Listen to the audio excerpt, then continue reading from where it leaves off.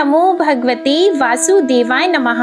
मैं हूँ वामिका और आप सभी को माघ मास की शर्तिला एकादशी व्रत की हार्दिक शुभकामनाएं। जो भी भक्त इस एकादशी पर उपवास रखते हैं और सच्चे मन से विष्णु भगवान की पूजा करते हैं, उन्हें जीवन में अच्छी सेहत, सुख समृद्धि प्राप्त होती है। शर्तिला एकादशी व्रत कथा भी इस दिन अवश्य ही सुननी चाहिए। तो आइए आज की वीडियो में आप सुनिए शर्तिला एकादशी की बड़ी ही दुर्लभ कथा।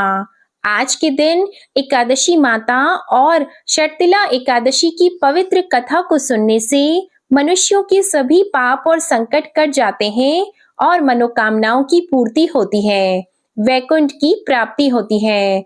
तो सभी लोग बड़ी श्रद्धा और प्रसन्न चित्त मन से इस कथा को पूरा अवश्य सुनिए। प्रेम से बोलिए भगवान श्री लक्ष्मी नारायण जी की जय। भगवान श्री कृष्ण के श्री मुख से एकादशी व्रत का महात्म्य सुनकर श्रद्धा पूर्वक उन्हें प्रणाम करते हुए धर्मराज युधिष्ठिर ने कहा कि हे केशव, आपके श्री मुख से एकादशियों की कथाएं सुनकर मुझे असीम आनंद की प्राप्ति हुई है। हे मधुसूदन, कृपया अन्य एकादशियों का महत्व सुनाने की भी कृपा करें। तब भगवान श्री कृष्ण मुस्कुराते हुए धर्मराज से कहने लगे, हे धर्मराज, अब मैं माघ मास के कृष्ण पक्ष की शर्तिला एकादशी की व्रत कथा कहता हूँ, तुम इसे ध्यान पूर्वक सुनो। एक समय दालभ्य ऋषि ने पुलस्त्य ऋषि से पूछा, हे महाराज, पृथ्वी लोक में मनुष्य ब्रह्म हत्या आदि महान पाप करते हैं, पराये धन की चोरी तथा दूसरे की उन्नति देखकर ईर्ष्या करते हैं, साथ ही अनेक प्रकार के व्यसनों में फंसे रहते हैं, फिर भी उनको नरक प्राप्त नहीं होता। इसका क्या कारण है? वे न जाने कौन सा दान पुण्य करते हैं जिससे उनके पाप नष्ट हो जाते हैं। यह सब कृपा पूर्वक आप कहिए। तब पुलस्त्य मुनि कहने लगे कि हे महाभाग, आपने मुझसे अत्यंत गंभीर प्रश्न पूछा है। इससे संसार के जीवों का अत्यंत भला होगा। इस भेद को ब्रह्मा, विष्णु, रुद्र तथा इंद्र आदि भी नहीं जानते, परंतु मैं आपको यह गुप्त तत्व अवश्य बताऊंगा। उन्होंने कहा कि माघ मास लगते ही मनुष्य को स्नान आदि करके शुद्ध रहना चाहिए। इंद्रियों को वश में कर काम, क्रोध, लोभ, मोह, अहंकार, ईर्ष्या तथा द्वेष आदि का त्याग करके भगवान का स्मरण करना चाहिए। पुष्य नक्षत्र में गोबर, कपास, तिल मिलाकर उनके कंडे बनाना चाहिए। उन कंडों से 108 बार हवन करना चाहिए। उस दिन मूल नक्षत्र हो और एकादशी तिथि हो तो अच्छे पुण्य देने वाले नियमों को ग्रहण करें। स्नान आदि नित्य क्रिया से निवृत्त होकर सब देवताओं के देव श्री भगवान का पूजन करें और एकादशी व्रत धारण करें। रात्रि को जागरण भी करना चाहिए। उसके दूसरे दिन धूप, दीप, नैवेद्य आदि से भगवान का पूजन करके खिचड़ी का भोग लगाएं। इसके बाद पेठा, नारियल, सीताफल या सुपारी का अर्घ देकर स्तुति करनी चाहिए कि हे भगवान, आप दीनों को शरण देने वाले हैं, इस संसार सागर में फंसे हुओं का उद्धार करने वाले हैं। हे पुंडरीकाक्ष, हे विश्व भावन, हे सुब्रहाण्य, हे पूर्वज, हे जगतपते, आप लक्ष्मी जी सहित इस तुच्छ अर्घ को ग्रहण करें। इसके बाद जल से भरा हुआ घड़ा ब्राह्मण को दान करें तथा ब्राह्मण को श्यामा गौ और तिल पात्र देना भी उत्तम है। तिल का स्नान और भोजन दोनों ही श्रेष्ठ है। इस प्रकार जो मनुष्य जितने तिलों का दान करता है उतने ही 1000 वर्ष स्वर्ग में वास करता है। तिल का स्नान, तिल का उबटन, तिल का हवन, तिल का तर्पण, तिल का भोजन और तिलों का दान, ये तिल के 6 प्रकार हैं। इनके प्रयोग के कारण यह शर्तिला एकादशी कहलाती है। इस व्रत के करने से अनेक प्रकार के पाप नष्ट हो जाते हैं। इतना कहकर पुलस्त्य ऋषि कहने लगे कि अब मैं तुमसे इस एकादशी की कथा कहता हूँ। एक समय नारद जी ने भगवान श्री विष्णु से यही प्रश्न किया था और भगवान ने जो षटतिला एकादशी का महात्म्य नारद जी से कहा था, सो मैं तुमसे कहता हूँ।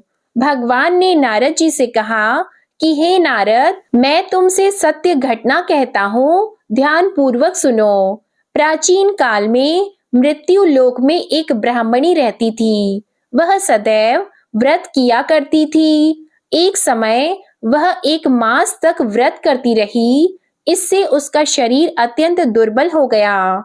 यद्यपि वह अत्यंत बुद्धिमान थी, तथापि उसने कभी देवताओं या ब्राह्मणों के निमित्त अन्न या धन का दान नहीं किया था। इससे मैंने सोचा कि ब्राह्मणी ने व्रत आदि से अपना शरीर शुद्ध कर लिया है, अब इसे विष्णु लोक तो मिल ही जाएगा, परंतु इसने कभी अन्न का दान नहीं किया। इससे इसकी तृप्ति होना कठिन है। भगवान ने आगे कहा, ऐसा सोचकर मैं भिखारी के वेश में मृत्यु लोक में उस ब्राह्मणी के पास गया और उससे भिक्षा मांगी। तो वह ब्राह्मणी बोली, महाराज, किस लिए आए हो? तो मैंने कहा, मुझे भिक्षा चाहिए। इस पर उसने एक मिट्टी का ढेला मेरे भिक्षा पात्र में डाल दिया। मैं उसे लेकर स्वर्ग में लौट आया।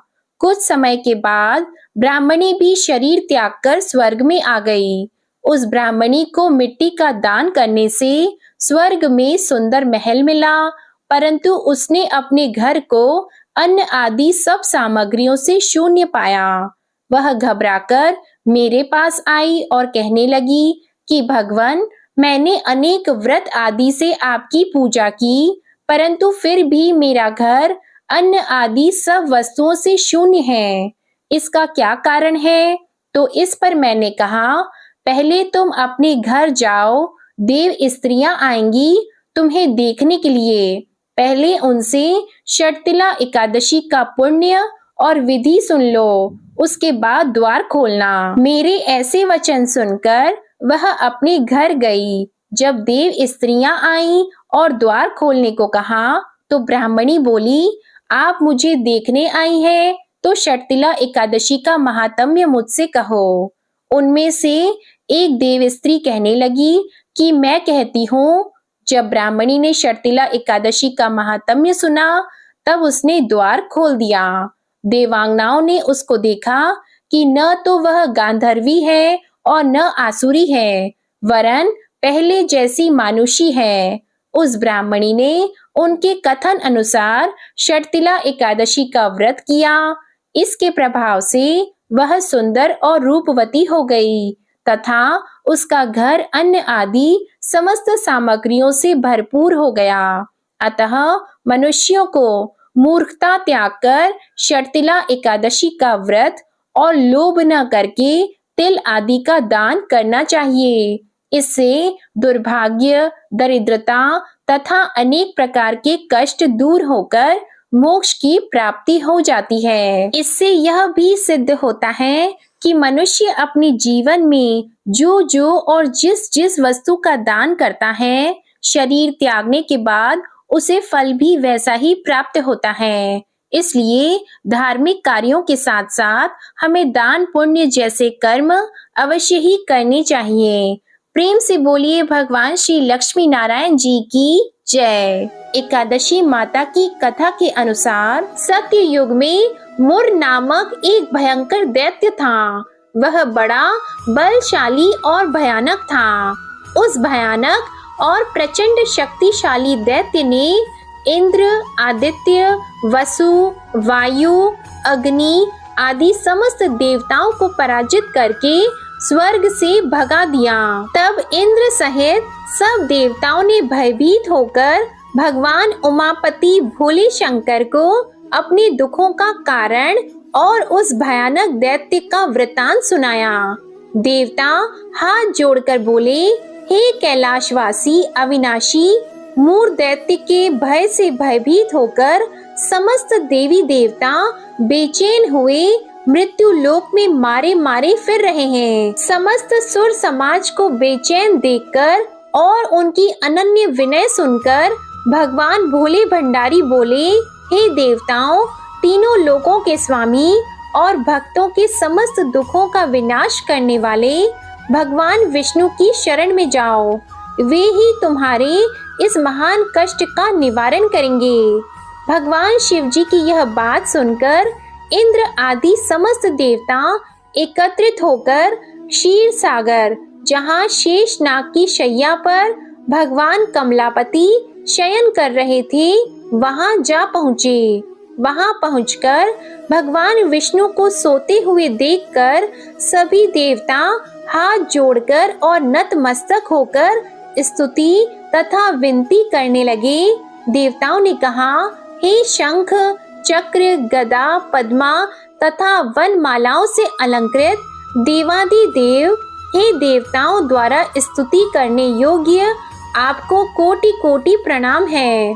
हे सुर, नर, मुनि जन की रक्षा करने वाले महाप्रभु, आपको बारंबार नमस्कार है। हे दया के धाम प्रभु, आप हमारी रक्षा कीजिए। दैत्यों से भयभीत होकर हम आपकी शरण आए हैं। आप ही इस समस्त ब्रह्मांड के कर्ता, धर्ता और माता पिता हैं। आप ही उत्पत्ति और पालन करता तथा संहार करने वाले और सबको शांति प्रदान करने वाले हैं। आकाश और पाताल भी आप ही हैं। आप ही हम सबके पितामह, सूर्य, चंद्र, अग्नि, वायु, ब्रह्मा, हव्य, कव्य, मंत्र, तंत्र, यज्ञमान, यज्ञ कर्म करता और भोक्ता भी आप ही हैं। आप सर्वव्यापक हैं। आपके अतिरिक्त चर अचर कुछ भी नहीं है। हे महाप्रभु, दैत्य मूर ने हमें पराजित करके स्वर्ग से भगा दिया। हम सब देवता इधर उधर मारे मारे फिर रहे हैं। सो हे मधुसूदन, आप उन दैत्यों से हम सबकी रक्षा कीजिए, रक्षा कीजिए। देवताओं की यह विनती सुनकर भगवान कमलापति बोले, हे सुरों, ऐसा मायावी दैत्य कौन है? उसमें ऐसा कितना बल है? वह किसके आश्रय है तथा वह कहाँ रहता है? यह सब मुझसे कहो। भगवान विष्णु की यह बात सुनकर देवराज इंद्र बोले, हे प्रभु, प्राचीन काल में नाड़ी जंत नाम का एक राक्षस था। उसी का पुत्र महाबलशाली, महापराक्रमी, विश्व विख्यात मुर नाम का दैत्य है। वह चंद्रावती नामक नगरी में रहता है। उस महाअसुर ने समस्त देवताओं को स्वर्ग से निकाल के अपना अधिकार कर लिया है। वह स्वयं इंद्र, अग्नि, वरुण, कुबेर, यम आदि सबके स्थान पर अपना आधिपत्य जमाकर और स्वयं सूर्य बनकर प्रकाश करता है। हे असुर निकंदन, उस दैत्य का संहार करके हम सब देवताओं की रक्षा कीजिए। हम सब आपकी शरण हैं। इंद्र के ये वचन सुनकर भगवान कमलापति बोले, हे देवताओं, तुम घबराओ मत। मैं शीघ्र ही तुम्हारे शत्रु का संहार करूंगा। तुम सब अब चंद्रावती नगर को चलो। समस्त देवताओं सहित भगवान विष्णु भी चंद्रावती नगर को चल दिए। उस समय दैत्यराज मुर दैत्य सेना सहित युद्ध भूमि में बड़े अभिमान से गरज रहा था। उस महादैत्य की घोर गर्जना को सुनकर सब देवता भयभीत होकर चारों दिशाओं में भाग खड़े हुए। यह देखकर स्वयं भगवान विष्णु रणभूमि में पहुंच गए। भगवान कमलापति को रणभूमि में देखकर दैत्य दल ने नाना प्रकार के अस्त्र शस्त्रों से भगवान विष्णु पर प्रहार किया। भगवान ने यह देखकर अपने तीखे बाण छोड़े, जो नागों की तरह से लहराते हुए जाकर दैत्यों के अंगों को बींधने लगे। सभी दैत्य उनके हाथों से मारे गए। केवल दैत्यराज मुर ही जीवित बचा था। दैत्यराज मुर अविचल भाव से भगवान के साथ युद्ध करता रहा। यह देखकर सुर समाज अत्यंत बेचैन होने लगा। भगवान जो भी तीक्ष्ण बाण उसके शरीर में मारते, वे उसके अंगों में पुष्पों के समान लगते थे। शस्त्रों से उस महादैत्य का शरीर छिन्न भिन्न हो गया, परंतु वह फिर भी युद्ध करता रहा। इसके बाद भगवान और दैत्य का मल्ल युद्ध होने लगा। इस प्रकार 10,000 वर्ष तक दोनों का युद्ध हुआ, परंतु वह महाबली दैत्य फिर भी पराजित नहीं हुआ। तब भगवान उस मूर्ख दैत्य से लड़ते लड़ते थक गए और बद्रिकाश्रम को चले गए। वहां पर हेमवती नाम की एक सुंदर गुफा थी। विष्णु भगवान उस गुफा में विश्राम करने लगे। वह गुफा 12 योजन लंबी और उसका एक ही द्वार था। दैत्यराज मोर भी भगवान का पीछा करते हुए उस गुफा में पहुंच गया। वह दैत्य भगवान विष्णु को सोया देखकर उन्हें मारने के लिए उद्यत हुआ। वह अभी मारने का प्रयत्न कर ही रहा था कि उसी क्षण विष्णु भगवान के शरीर से एक अति तेजस्वी तथा अत्यंत प्रभावशाली कन्या अस्त्र शस्त्र धारण किए हुए उत्पन्न हुई। उस कन्या के बल पराक्रम को देखकर आश्चर्यचकित हुआ मोर उसके साथ युद्ध करने लगा। उस कन्या के युद्ध कौशल, पराक्रम तथा वीरता को देखकर दैत्य ने विचार किया कि इस कन्या को इतना भयानक युद्ध करना किसने सिखाया है। यह तो बड़ा भयंकर युद्ध करती है। वह अभी विचार कर ही रहा था कि उस प्रभावशाली देवी ने एक ऐसा बाण मारा कि दैत्यराज का रथ टूटकर चूर-चूर हो गया। देवी ने उसके अस्त्र शस्त्रों को काटकर टुकड़े टुकड़े कर दिए। अब वह भयानक दैत्यराज मुर मल्ल युद्ध करने लगा, परंतु देवी ने धक्का मारकर उसे मूर्छित कर दिया। जब वह दैत्य मूर्छा से जागा तो उस कन्या ने उसका सिर काट डाला। इस प्रकार वह दैत्य तो पृथ्वी पर गिरकर मृत्यु को प्राप्त हुआ और बाकी दैत्य भयभीत होकर पाताल लोक को भाग गए। जब भगवान विष्णु की निद्रा टूटी तो उन्होंने मूर दैत्य के कटे हुए सिर तथा दोनों हाथ जोड़कर खड़ी हुई एक कन्या को देखा। भगवान उस कन्या से पूछने लगे, हे देवी, जिस दैत्य के भय से इंद्र आदि सब देवता भयभीत होकर स्वर्ग को छोड़कर भाग गए थे, उसको किसने मारा है? वह कन्या कहने लगी, भगवान, जब आप निद्रा में थे तब यह दैत्य आपको मारने के लिए उद्यत हुआ था। उस समय आपके शरीर से उत्पन्न होकर मैंने इस दैत्य का वध किया है। यह सुनकर भगवान बोले, हे देवी, तुमने इस दैत्य को मारकर देवताओं का महान उपकार किया है, अतः तुम इच्छा अनुसार वर मांगो। तब वह देवी बोली, भगवान, यदि आप मुझे वरदान देना ही चाहते हैं तो यह दीजिए कि जो मेरा व्रत करे उसके सब पाप नष्ट हो जाएं और वह अंत में मोक्ष को प्राप्त हो। रात्रि को भोजन करने वाले को आधा फल और एक बार भोजन करे उसको भी आधा फल प्राप्त हो। जो मनुष्य भक्ति पूर्वक मेरे व्रत को करे वह निश्चय ही आपके लोक को प्राप्त हो। जो कोई मेरे व्रत में एक बार भी भोजन न करे उसको धर्म, धन और मुक्ति प्राप्त हो। भगवान ने कहा, हे कल्याणी, ऐसा ही होगा। मेरे और तुम्हारे भक्त एक ही होंगे और वे जीवन में सभी सुखों को प्राप्त करेंगे तथा अंत में मेरे लोक को प्राप्त होंगे। क्योंकि तुम एकादशी को उत्पन्न हुई हो, अतः तुम्हारा नाम एकादशी होगा। तुम मुझे सब तिथियों से प्रिय हो, इस कारण तुम्हारे व्रत का फल सभी तीर्थों से अधिक फलदायी होगा। भगवान के ऐसे उत्तम वचनों को सुनकर वह देवी अत्यंत प्रसन्न हुई। एकादशी पापों को नष्ट करने वाली तथा सिद्धि देने वाली है। जो मनुष्य इस एकादशी महात्म्य को पढ़ता अथवा सुनता है उसको अश्वमेध यज्ञ का फल प्राप्त होता है। वह करोड़ों वर्ष तक विष्णु लोक में वास करता है और वहाँ भी उसका पूजन होता है। जो मनुष्य एकादशी महात्म्य के चौथाई भाग को पढ़ता है उसके सभी पाप नष्ट हो जाते हैं। वैष्णव धर्म के समान अन्य कोई धर्म नहीं है और एकादशी व्रत के समान दूसरा कोई व्रत नहीं है। प्रेम से बोलिए भगवान विष्णु जी और माता लक्ष्मी जी की जय। एकादशी माता की जय। कथा के बाद अब आप आरती श्रवण कीजिए। ओम जय एकादशी माता मैया, जय एकादशी माता। विष्णु पूजा व्रत को धारण कर, विष्णु पूजा व्रत को धारण कर, शक्ति मुक्ति पाता। ओम जय एकादशी माता।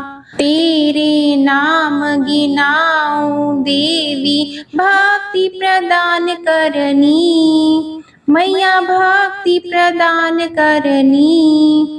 गण गौरव की देनी, गण गौरव की देनी, माता शास्त्रों में वरनी। ओम जय एकादशी माता। मार्गशीर्ष के कृष्ण पक्ष की उत्पन्ना विश्व तारिणी जन्मी मैया, उत्पन्ना विश्व तारिणी जन्मी। शुक्ल पक्ष में हुई मोक्षदा, मुक्तिदाता बन आई। ओम जय एकादशी माता। पौष के कृष्ण पक्ष की सफला नामक है, सफला नामक है। शुक्ल पक्ष में होए पुत्रदा, आनंद अधिक रहे। ओम जय एकादशी माता। नाम षटतिला माघ मास में कृष्ण पक्ष आवे मैया, कृष्ण पक्ष आवे। शुक्ल पक्ष में जया कहावे, शुक्ल पक्ष में जया कहावे, विजय सदा पावे। ओम जय एकादशी माता। विजया फागुन कृष्ण पक्ष में शुक्ला आमल की मैया, शुक्ला आमल की। पाप मोचनी कृष्ण पक्ष में चैत्र महाबली की। ओम जय एकादशी माता। चैत्र शुक्ल में नाम कामदा, धन देने वाली मैया, धन देने वाली। नाम वरूथिनी कृष्ण पक्ष में, नाम वरूथिनी कृष्ण पक्ष में, वैशाख माह वाली। ओम जय एकादशी माता। शुक्ल पक्ष में होई मोहिनी, अपराज्येष्ठ कृष्ण पक्षी। नाम निर्जला सब सुख करनी, नाम निर्जला सब सुख करनी। शुक्ल पक्ष रखी। ओम जय एकादशी माता। योगिनी नाम आषाढ़ में जानो, कृष्ण पक्ष करनी। देव शयनी नाम कहायो, शुक्ल पक्ष धरनी। ओम जय एकादशी माता। कामिका श्रावण मास में आवे, कृष्ण पक्ष कहिए। श्रावण शुक्ला होए पवित्रा, आनंद से रहिए। ओम जय एकादशी माता। अजा भाद्रपद कृष्ण पक्ष की परिवर्तिनी शुक्ला। इंद्रा आश्विन कृष्ण पक्ष में, इंद्रा आश्विन कृष्ण पक्ष में, व्रत से भवसागर निकला। ओम जय एकादशी माता। पापंकुशा है शुक्ल पक्ष में, आप हरनहारी। रमा मास कार्तिक में आवे, सुखदायक भारी। ओम जय एकादशी माता। देवोत्थानी शुक्ल पक्ष की दुख नाशक मैया, मैया दुख नाशक मैया। पावन मास में करूं विनती, पावन मास में करूं विनती, पार करो नैया। ओम जय एकादशी माता, परमा कृष्ण पक्ष में होती जन मंगल करनी, मैया जन मंगल करनी। शुक्ल मास में होए पद्मिनी, शुक्ल मास में होए पद्मिनी, दुख दारिद्र हरनी। ओम जय एकादशी माता। जो कोई आरती एकादशी की भक्ति सहित गावे, मैया भक्ति सहित गावे, जन गुरदिता स्वर्ग का वासा, जन गुरदिता स्वर्ग का वासा, निश्चय वह पावे। ओम जय एकादशी माता, ओम जय एकादशी माता, ओम जय एकादशी माता। प्रेम से बोलिए एकादशी माता की जय। प्रेम से बोलिए श्री लक्ष्मी नारायण भगवान की जय। आपको आज की कथा पसंद आई हो तो वीडियो को लाइक करके चैनल को सब्सक्राइब करना मत भूलिएगा और कमेंट में श्री लक्ष्मी नारायण भगवान की जय भी जरूर लिखिएगा। जय श्री कृष्णा।